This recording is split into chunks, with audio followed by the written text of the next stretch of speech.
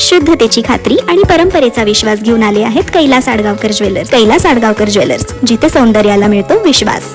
आई भगवतीच्या पवित्र गडावरच अन्याय, दडपशाही आणि हुकुमशाहीचा कहर सुरू असल्याचा संतप्त आरोप करत श्री सप्तशृंग निवासिनी देवी ट्रस्ट विरोधात थेट जनआंदोलन पेटले आहे. ट्रस्टचे व्यवस्थापक सुदर्शन दहातोंडे यांच्या कारभाराविरोधात 21 जानेवारी 2026 पासून ट्रस्ट कार्यालयासमोर आमरण उपोषणास सुरुवात झाली असून या आंदोलनाने संपूर्ण सप्तशृंग गड हादरून गेला आहे. हे आमरण उपोषण सामाजिक कार्यकर्ते छगन गोविंद जाधव आणि ग्रामपंचायत सदस्य बेबीबाई गोविंद जाधव यांच्या नेतृत्वाखाली सुरू असून कर्मचारी संघटना, आदिवासी बांधव, ग्रामस्थ यांचा प्रचंड पाठिंबा मिळतो आहे. उपोषणस्थळी नवनवीन अर्ज, तक्रारी आणि धक्कादायक पुरावे समोर येत असून ट्रस्टमधील कथित गैरकारभाराचे भयावह चित्र उघड होत आहे. आई भगवतीच्या गाभाऱ्याच्या जीर्णोद्धार कामात तब्बल 22 किलो चांदी लंपास झाल्याचा संशय पंचक्रोशीत व्यक्त होतो आहे. लाखो भाविकांच्या श्रद्धेतून आलेली ही संधी नेमकी कुठे गेली याचा जाब ट्रस्ट प्रशासन देणार का? हा प्रकार थेट आर्थिक अपहार आणि विश्वासघाताचा असल्याचा आरोप आंदोलकांनी केला आहे. 7वा वेतन आयोग लागू नाही, 20 ते 25 वर्ष सेवा करूनही कायम आदेश नाहीत, पदनिश्चितीशिवाय काम करून घेतले जाते. लाडू विभागातील कर्मचाऱ्यांचे 3 वर्षांपासून मासिक स्वरूपात अर्धे पगार अडवून ठेवले. मुलांच्या शस्त्रक्रियेसाठी पैसे मागूनही नाकारले. एका कर्मचाऱ्याचा मुलगा कायम अपंग झाला. याला जबाबदार कोण, असा सवाल आंदोलनकर्त्यांनी उपस्थित केला आहे.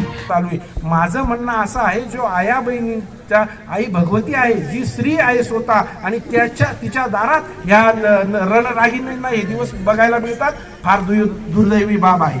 नववा मुद्दा जो आहे, कर्मचाऱ्यांचा छळ, धमकावणे, दबावशाही, अपमानास्पद वागणूक. साहेब, भयंकर अपमानास्पद वागणूक दिले जाते. अक्षरशः माझ्याकडं व्हिडिओ आहे, माझ्याकडं अक्षरशः ऑडिओ क्लिप आहे. तुम्हाला जेलला पाठवेल, सेंट्रल जेलला पाठवेल, तुम्हाला खडी फोडायला लावेल. हे कोणी जेलला पाठवणे साहेब? इतका भयंकर त्या लोकांवर छळ होतो.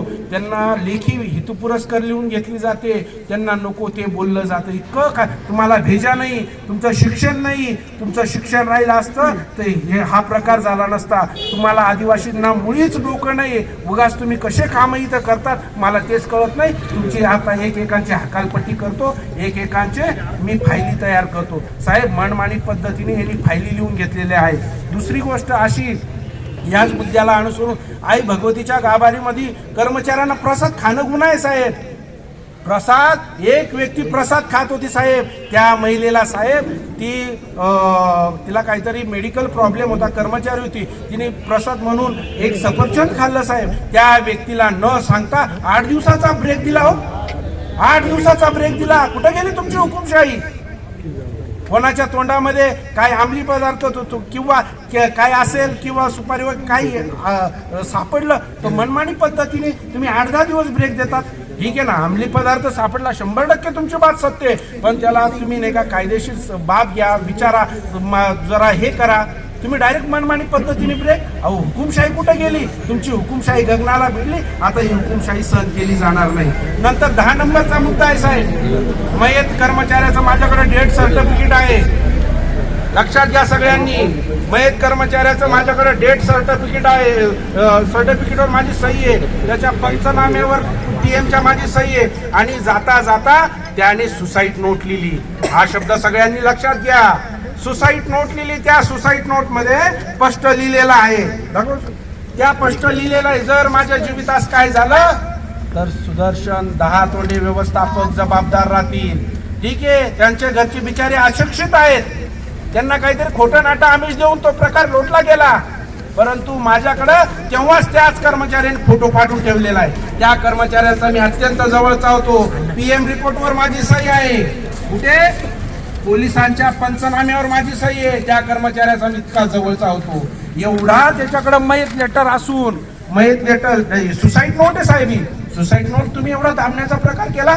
अहो, ही आदिवासी जनता, गोरगरीब फार तुमच्यावर विश्वास ठेवून कामं करते. अक्षरशः तुमचे पाय धुतले, पाय चपले, आणि तुम्ही हे दातृत्व दाखवता. ही सुसाईड नोट मी तुमची वरपर्यंत नेऊन तुम्हाला व्यवस्थापकाची हकालपट्टी केल्याशिवाय राहणार. 11 नंबरचा मुद्दा आहे माझे पुरोहित संघ. माझ्या पुरोहित संघांना हेतुपुरस्कर त्रास दिला जातो, छळ केला जातो, इतका अनन्य छळ केला जातो. माझ्या पुरोहितांना सांगितलं अहो या सांगा या इथं अक्षरशः माझे पुरोहित घाबरलेला आहे. आमच्या प्रपंचाचा विषय आम्ही आल्यानंतर आम्हाला हा खूप त्रास देईल, आम्हाला काढून देईल. माझा पुरोहित बिचारा वर्ग खूप घाबरलेला आहे. पुरोहितांपेक्षाही हा बघा माझ्याकडे साहेब, मी आजपर्यंत कोणाला दाखवलं नाही. हा फोटो बघा, चांगल्या पुरोहिताला लाजवेल असं बहुरूपीचं रूप घेतलेलं आहे. याच्यात स्पष्ट आहे तुम्ही नक्की कोण, व्यवस्थापक, नौकर, मालक का मठाधिपती. तुम्ही इथं आई भगवतीच्या जीवावर पोटाची खळगी भरतायत. तुम्ही नौकर आहेत साहेब, तुम्ही नौकर आहे, तुम्ही मठाधिपती नाही, तुम्ही मालक नाही. हा वेशभूषा करता येईल. जर सामान्य माणसाने असं केलं असतं तर कोण, त्याला काय शिक्षा झाली असती. अहो अक्षरशः एखादा युनिफॉर्मवर येत नाही, ड्रेस घालून येत नाही, त्याला 8 दिवसाचा ब्रेक दिला जातो. ज्याच्या डोक्यात टोपी नाही त्याला 8 दिवसाचा ब्रेक दिला जातो. हा बहुरूपी धंदा तुम्ही इथं सुरू केला. ज्या पात्रामध्ये बघा, हे पात्र जे दिसत आहे अक्षरशः माणसं कर्मचारी त्याचे पाय धुवून पित आहेत. हा मठाधिपती का इथला?